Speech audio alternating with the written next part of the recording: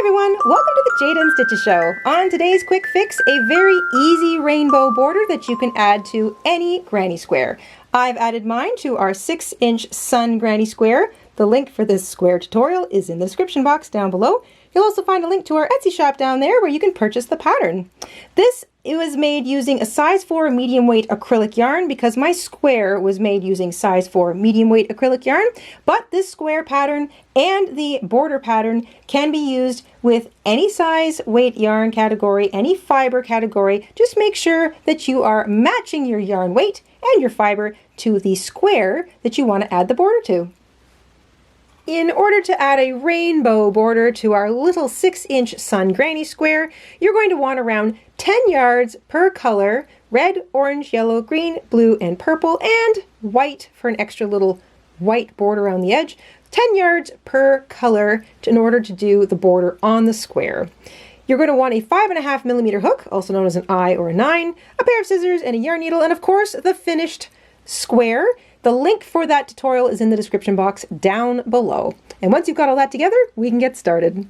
Once you've finished your little sun square and you've got your first border row on, you're going to take your red yarn and we're going to join with a single crochet in any chain 2 corner space.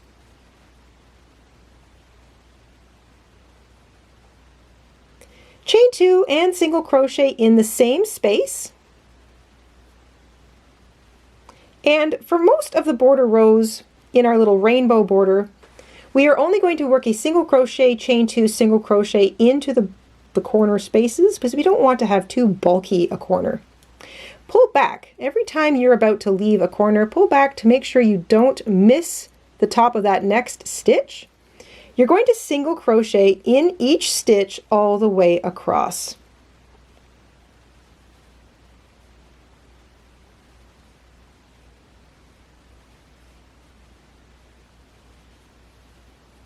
When you get across to a chain 2 space, into that space you're going to work a single crochet, 2 chains, and another single crochet. So once again, the corner spaces all get single crochet, chain 2, single crochet. When you're leaving a corner, pull back so you don't miss the first stitch.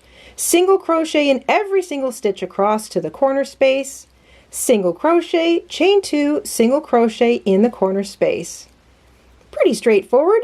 I'm going to let you single crochet in every single stitch and work a single crochet, chain 2, single crochet in every corner space. I'll hook up with you back at the beginning of the row. When you get to the end of a row, you're going to work your last single crochet into the last stitch and join with a slip stitch to the first single crochet you made. It'll be the one you joined with. We only want 1 row of each color, so once you're finished, you can take your scissors, fasten off, and you can either work over top of that tail in your next row or take a moment to weave it in on the back. If you want to weave it in, you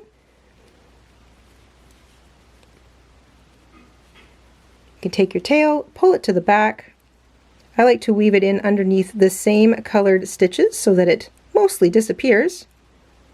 If you're using a slippery yarn, make sure you cut a long tail so that you can weave it first one way and then hop over a loop of a stitch and weave it back through the same stitches going the other way, and then do that a 3rd and even a 4th time if you're worried about your tails coming undone.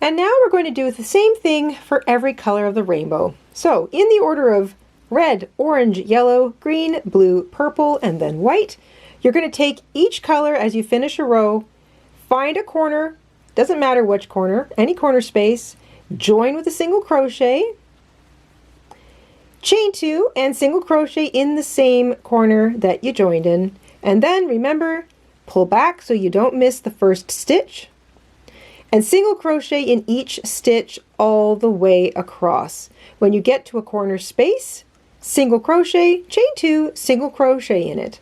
You're going to repeat that for all 6 colors, and when you finally get to row 7, which will be the white row at the very end, come on back and we're going to do that one together.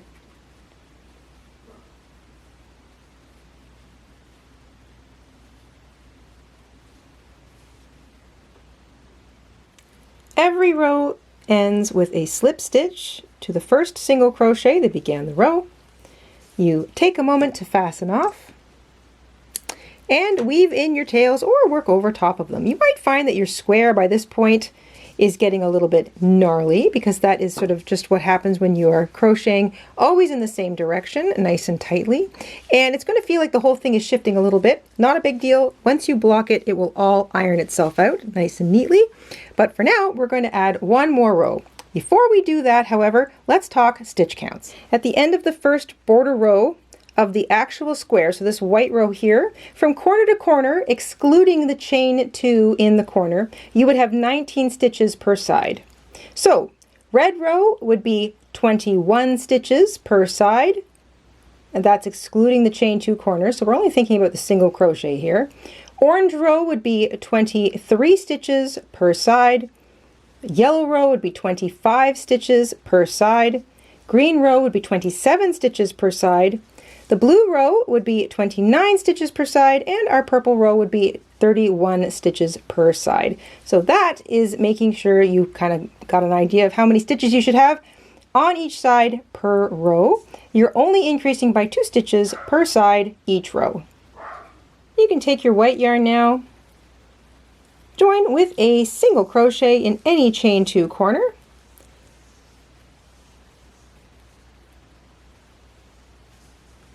chain 2 and single crochet in the same corner, and we're going to maintain that little corner just so we don't get too bulky. Then pull back so you don't miss a stitch, single crochet in each stitch all the way across. If you wanted to at this point, you could use the half double crochet stitch or the double crochet stitch. This would make your white border a little larger and it might look a little bit more cloud-like. It would also give you a slightly larger square if you needed the extra sizing. So you can use single crochet or half double crochet or double crochet for this border row. And in the corners, if you're using single crochet, you're going to stick with single crochet, chain 2, single crochet. If you're using half double crochet, you're going to use half double crochet, chain 2, half double crochet in the border corners. But if you're using double crochet for your final row, I recommend 2 double crochet, chain 2, 2 double crochet. And if that just feels too thick, then you can use a double crochet, chain 2, double crochet. It will all depend on the hook you're using, the yarn weight you're using, and your own personal stitch tension. That can vary quite a bit from person to person. So don't be afraid to fiddle with the pattern a little bit, depending on the hook and yarn you're using. If you're doing the single crochet border like me, single crochet, chain 2, single crochet in the border. Don't miss that first stitch, just like every previous row. You work that all the way around, and I'll hook up with you at the beginning again. Like all previous rows, you're going to join with a slip stitch to the first stitch you made, whether it's a single crochet, a half double crochet, or a double crochet. And you can fasten off and weave in ends. This is such a pretty little border. For some extra zip, you could also, instead of doing a white edge, do a black edge. That makes it very dramatic and makes it look like a stained glass window. I've got a picture of one that I've done that I'm just going to stick in right here. And of course, you want to weave in your tails. If you don't like the little twisting activity that it happens because we are always facing forward, adding each row, you can flip your square every row. So red, you're facing the square front ways. For orange, you're looking at the back of the square when you do the row. Flip it again for yellow, flip it again for green, and so on and so on. That will stop the lean from happening, but this disappears when you just give it a little bit of a light blocking. I'm going to weave in my tail. I'm going to block the square lightly with some steam, and I'll show you what that looks like. I lightly steam blocked the square. Reference video on how to steam block in the description box down below. And now it lays nice and flat, and of course the lovely thing about steam blocking is that you can kind of mold it while you're steaming it, and it will largely keep its shape. If you wash it, it might move around a little bit, but the whole point of steam blocking is that it loosens up those stitches and allows it to sort of lay a little flatter, so it takes the tension out. Anyway, that is the square. It now sizes up to 24 centimeters or 9.5 inches square after adding that little border. So that was a 6-inch square to begin with. We've added 3 inches of border to it, adding all those pretty little rows of rainbow. I hope you enjoyed stitching along with me today and making that pretty little rainbow border. We'll see you soon here on the Jayda and Stitches Show. Until then, stay safe, stay crafty, stay sunny, and have a great week. Bye, guys. Hi, everybody. Mr. InStitches here. Thank you for watching today. Here are some of our other videos you might be interested in. Oh, and don't forget to subscribe.